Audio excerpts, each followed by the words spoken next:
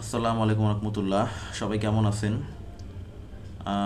আজকে আপনাদের যে অঙ্কটা করাবো সেটা হচ্ছে আপনাদের বইয়ের মানে অষ্টম অধ্যায়ের নগদ প্রাপ্তি জাবেদা।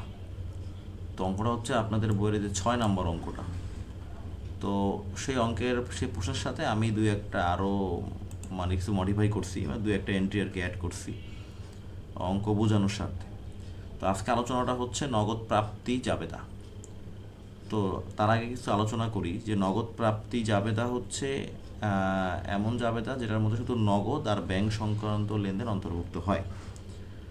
তো এখন এখানে দেখেন আমি কিছু কথা লিখছি যে নগদ প্রাপ্তি জাবেদায় নগদ ও ব্যাংকের মাধ্যমে প্রাপ্তি এমন লেনদেন অন্তর্ভুক্ত হয়। মানে লেনদেনটা এমন হবে যে আমরা নগদ টাকায় পাইছি অথবা ব্যাংকের মাধ্যমে পেয়েছি, এমন লেনদেন কি হয়, এই নগদ প্রাপ্তি জাবেদায় অন্তর্ভুক্ত হয়।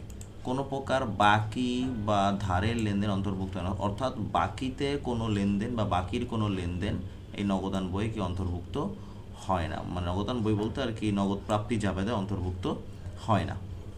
তো কি বললাম, শুধুমাত্র নগদ এমন লেনদেন যেটা নগদ টাকা পাওয়া যায় অথবা ব্যাংকের মাধ্যমে টাকা পাওয়া যায় এমন লেনদেন অন্তর্ভুক্ত হয়, এবং বাকি বা ধারের লেনদেন কোনো অন্তর্ভুক্ত হয় না। মানে এক কথায় বাকিতে লেনদেন নগদ প্রাপ্তি জাবেদায় অন্তর্ভুক্ত হবে না।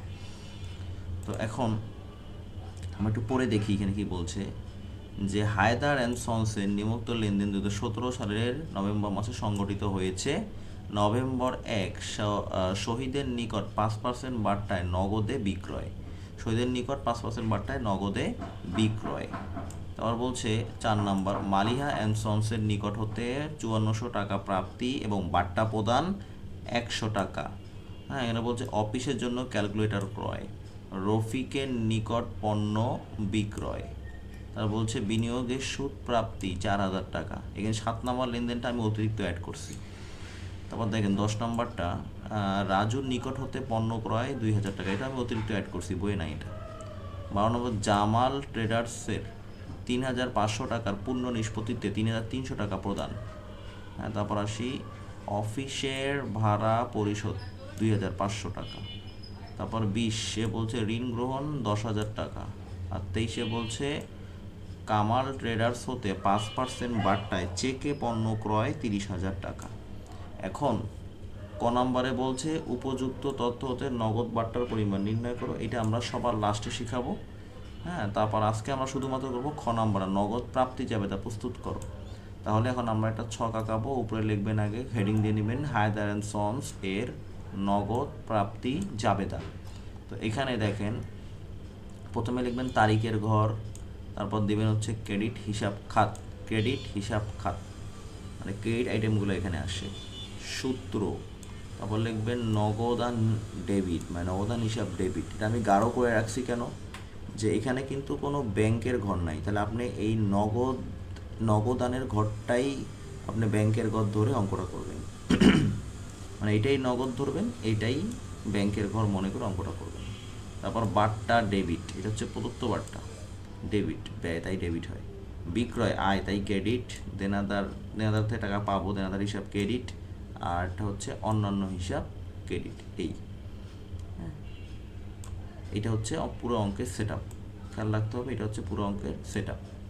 তারপর তারিখ দিবেন 2017। এবার আসি অঙ্কে আসি। নভেম্বর 1 বলছে শহীদের নিকট 5% বার্তায় নগদে বিক্রয় 8,000 টাকা। শহীদের কাছে আমরা 5% ছাড়ে নগদে বিক্রি করছি 8,000 টাকা। বলে তো পণ্য বিক্রয় করে নগদ টাকা আসে না যায়? নিশ্চয়ই আসে, তাহলে অবশ্যই প্রাপ্তি হয়। তার মানে নগদ প্রাপ্তি যাবে, এটা অবশ্যই যাবে। আর এখানে তো এখন লেখাই আছে নগদে, নগদে বিক্রয় লেখা আছে, তাহলে আর অন্য কোনো রুলস নাই, নগদে বিক্রয়। যদি নগদ কথাটা না থাকো তাহলে লেনদেনটা বাকি হতো, কেননা আমরা পড়ছিলাম যে পণ্য ক্রয় বিক্রয়ের সময় কোনো ব্যক্তির নাম যদি উল্লেখ থাকে এবং ওই লেনদেনে নগদ ব্যাংক চেক কথাটি না থাকে তাহলে লেনদেনটি বাকি হয়। কিন্তু দেখেন এখানে আবার নগদ কথাটা কিন্তু উল্লেখ আছে, তাই এটা নগদ লেনদেনই হবে, লেখাই আছে নগদ। তাহলে 8,000 টাকার বিক্রয় করছি, তাহলে 8,000 টাকা বিরোধী কয় পার্সেন্ট বাড়টায়? 5% বাড়টায়। তাহলে আপনাকে আবার 8,000 টাকার আগে 5% ক্যালকুলেটরে করতে হবে।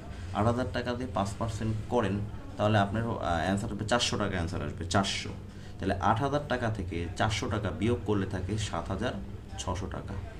তাহলে আপনারা লিখবেন, নিশ্চয়ই টাকাটা আমরা নগদে পাইছি, তাই নগদের ঘরে লিখবেন 7,600 টাকা, এবং পণ্যটা যেহেতু বিক্রি করছি তাহলে এই যে বিক্রয়ের ঘরে লিখবেন, বিক্রয়ের ঘরে লিখবেন হচ্ছে 7,600 টাকা।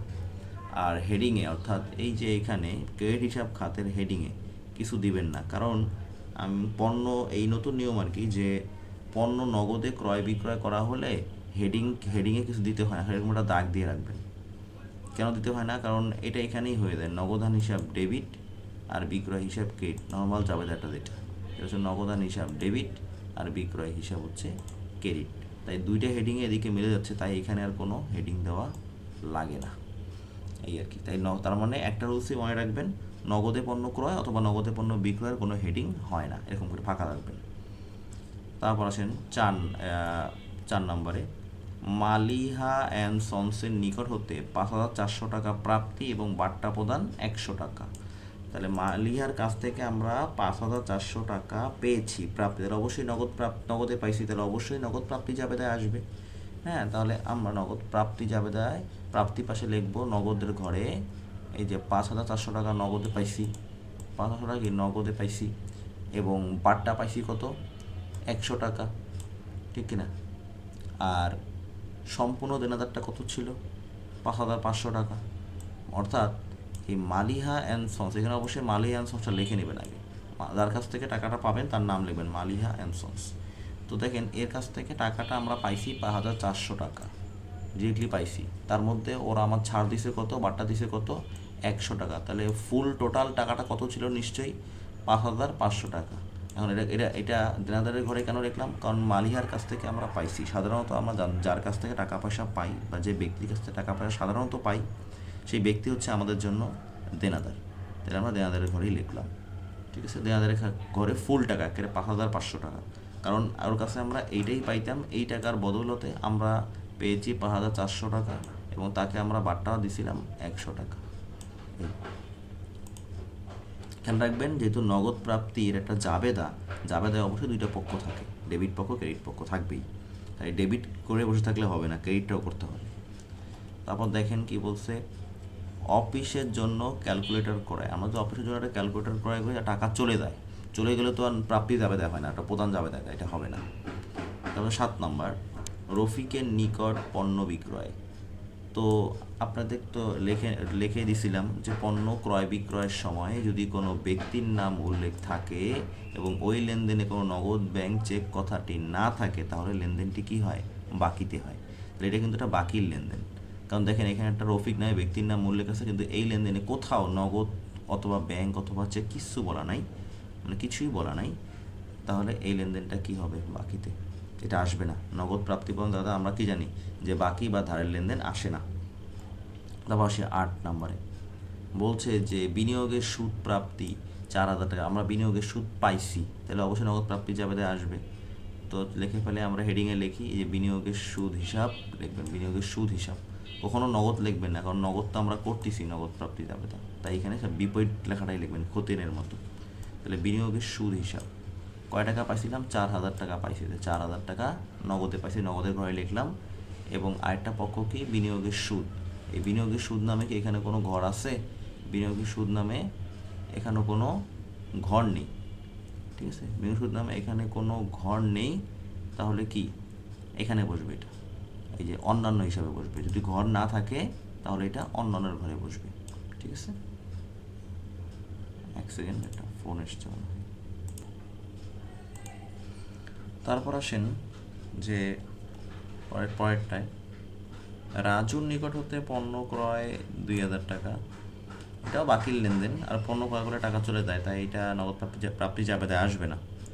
তারপর হচ্ছে কামাল ট্রেডার্সের 3,500 টাকার পূর্ণ নিষ্পত্তিতে 3,300 টাকা প্রদান, যেহেতু প্রদান করছি তাহলে এটা নগদ প্রাপ্তি জাবেদায় আসবে না। বাদ, অফিসের ভাড়া পরিশোধ করলে টাকা চলে যায়, তাই নগদ প্রাপ্তি জাবেদা এটা আসবে না।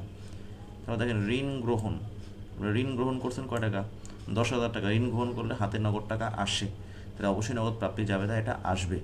তাহলে লিখে ফেলেন, এখানে 20 দিবেন, তারপর ঋণ হিসাব নগদে পাইছি কত, 10,000 টাকা।